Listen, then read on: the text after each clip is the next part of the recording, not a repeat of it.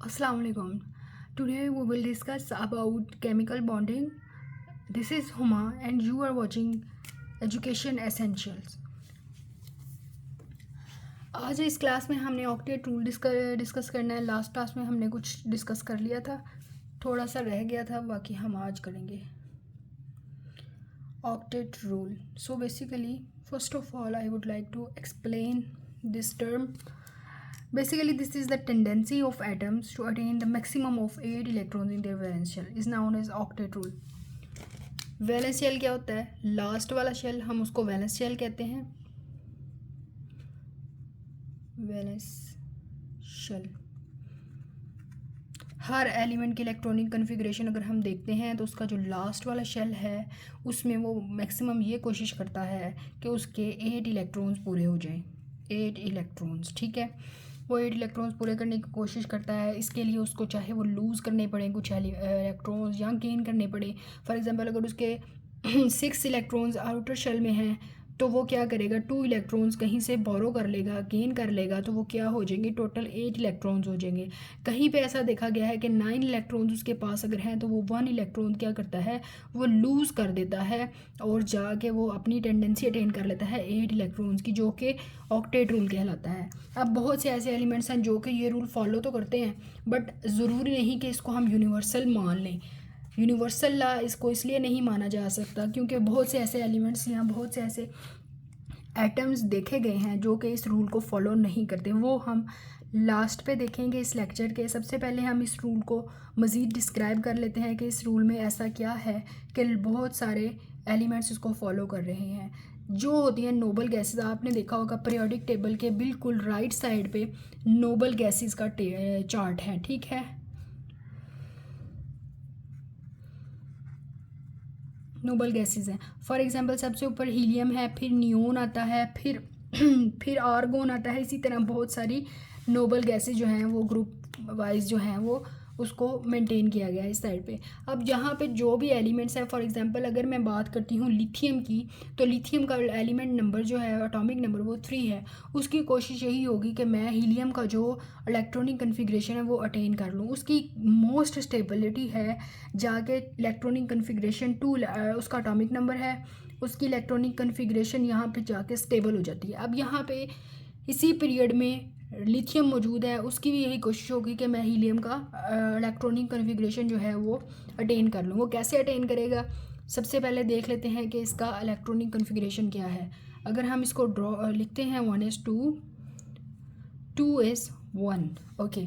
सो अब इसकी electronic configuration जो है वो डिस्टर्ब हो रही है यहाँ पे, जब उसके पास एक सिंगल इलेक्ट्रॉन मौजूद है जो कि इसको स्टेबल नहीं होने दे रहा. इसका ये है, या तो इसको पेयर अप किया जाए या इसको बिल्कुल लूज़ कर दे तो ही वो जो है स्टेबल हो सकता है.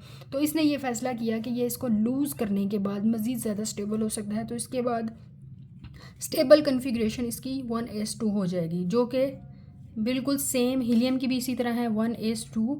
तो ये दोनों स्टेबल हो चुके हैं. अब अगर मैं एक और एलिमेंट की एग्जांपल दूं आपको, वो मैग्नीशियम है, ठीक है. मैग्नीशियम का इलेक्ट्रॉनिक जो कन्फिग्रेशन है वो या एटॉमिक नंबर वो 12 पे स्टार्ट होती है. अब हम अगर इसको ड्रॉ करते हैं 1s2 2s2 2p6 and 3s2, ठीक है जी. ये इसकी इलेक्ट्रॉनिक कन्फिग्रेशन है सबसे पहले जब ये अनस्टेबल है. तो अब इसका दिल है ये भी स्टेबल हो जाए जिस तरह नियोन स्टेबल है. नियोन का भी जो एटॉमिक नंबर है वो 10 है, ठीक है. ये इसका एटॉमिक नंबर 10 है. तो ये 10 पे ये बिल्कुल मोस्ट स्टेबल एलिमेंट है.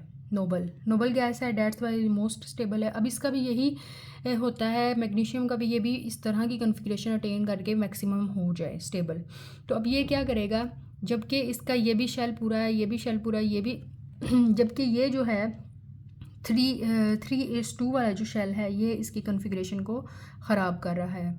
तो अब ये क्या करेगा, इसको लूज़ कर देगा इलेक्ट्रॉन को, ठीक है. ये इलेक्ट्रॉन लूज़ करने के बाद क्या रह जाएगा, 1s2 2s2 2p6. अब इसकी सेम वही कन्फिग्रेशन आ जाती है जो कि नियोन की है. ये नियोन की भी 10 और इसकी भी मज़ीद वही कन्फिग्रेशन जो कि नियोन की है. अब हम नेक्स्ट एक और एलिमेंट देख लेते हैं जो कि फ्लोरीन है.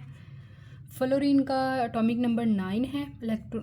अब इसकी इलेक्ट्रॉनिक कन्फिग्रेशन अगर हम देखते हैं तो वो है 1s2 2s2 2px2 2py2 2pz में एक बच जाता है, वो इधर लगा देंगे, ठीक है।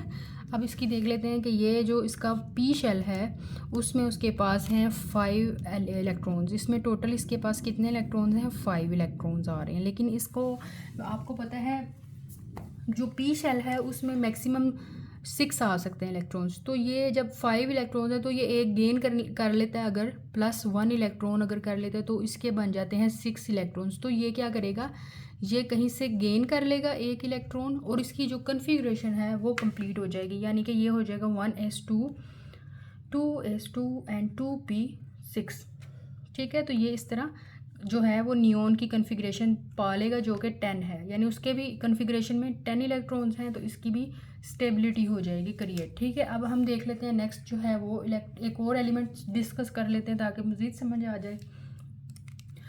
जो लास्ट वन एलिमेंट है वो है sulphur. As you know its atomic number is 16। Let's draw its electronic configuration. 1s2 2s2 2p6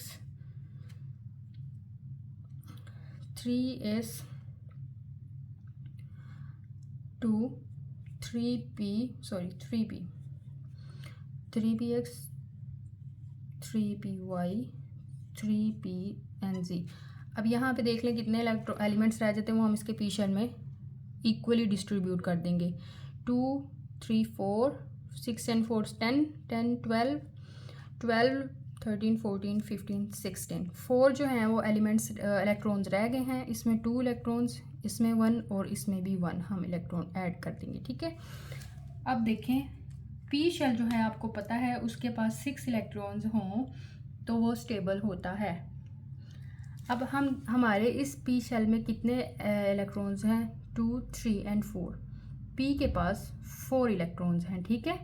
लेकिन इसको कहीं से अगर 2 इलेक्ट्रॉन्स मिल जाते हैं तो ये 6 पूरे कर लेगा। तो इसलिए ये क्या करता है, ये भी इलेक्ट्रॉन्स गेन करके अपनी जो वैलेंसी है उसको स्टेबल कर लेता है। ये वैलेंसी किसके साथ अपनी स्टेबल करेगा? As argon. आर्गोन का इलेक्ट्रॉनिक नंबर जो है वो 18 है, ठीक है। तो 18 के साथ ये अपना इलेक्ट्रॉनिक कन्फिग्रेशन कंप्लीट कर लेगा। अब अगर मैं इसकी गेन करने के बाद की इलेक्ट्रॉनिक कन्फिग्रेशन लिखती हूँ तो वो ये है 1s2 2s2 2p6 3s2 and 3p6।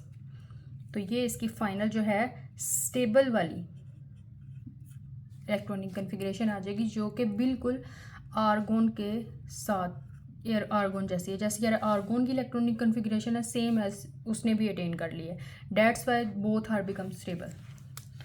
सो अब हम बात कर लेते हैं ये तो वो एलिमेंट्स हो गए जिनके ऑक्टेट रूल जो ऑक्टेट रूल को फॉलो करते हैं। अब बहुत सारे ऐसे एलिमेंट्स हैं जो इस रूल को फॉलो नहीं करते, यानी कि वो ऐसे नहीं हैं कि वो ये एक इलेक्ट्रॉन लॉस करेंगे तो ही वो अटेन कर सकते हैं अपनी मैक्सिमम स्टेबिलिटी। जी अब हम यहाँ पे एक्सपेक्शंस की बात कर लेते हैं कि ऑक्टेट रूल की एक्सपेक्शंस भी हैं कुछ। यहाँ पे हम कुछ एक्सेप्शंस की बात कर लेते हैं। ऑक्टेट रूल के अलावा बहुत सारे ऐसे एलिमेंट्स हैं जो कि इसको फॉलो नहीं कर रहे, तो उनमें आ जाते हैं सबसे पहले pF5। अब यहाँ पे जो फ्लोरीन है वो इलेक्ट्रॉन गेन नहीं कर रहा जैसे कि उसने ऑक्टेट रूल में किया। यहाँ पे वो डी ऑक्टेट रूल फॉलो कर रहा है, तो वो फ्लोरीन जो है वो इलेक्ट्रॉन्स लूज़ करके पी के साथ बॉन्ड बनाएगा, यानी फॉस्फोरस के साथ। इसी तरह बहुत सारे और एलिमेंट्स हैं जैसे कि SF6 एंड BCl3 ब्रोमियम क्लोराइड।